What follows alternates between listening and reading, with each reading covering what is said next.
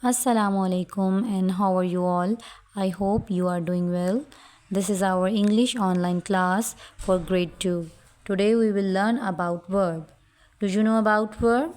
Okay, let me define you what is verb. A verb is a word that tells an action.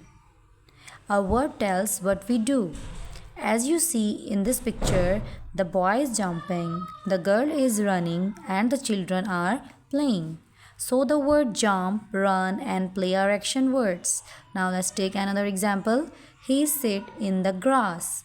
In this sentence, the word sit is a verb because it tells an action.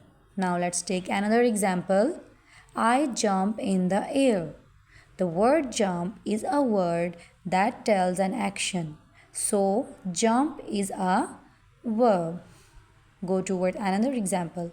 I run outside. The word run is a word that tells an action.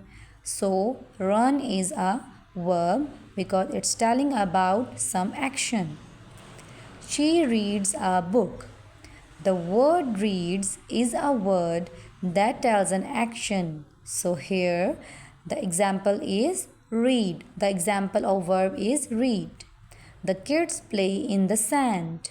The word play is a word that tells an action. So here the verb is play. Take another example.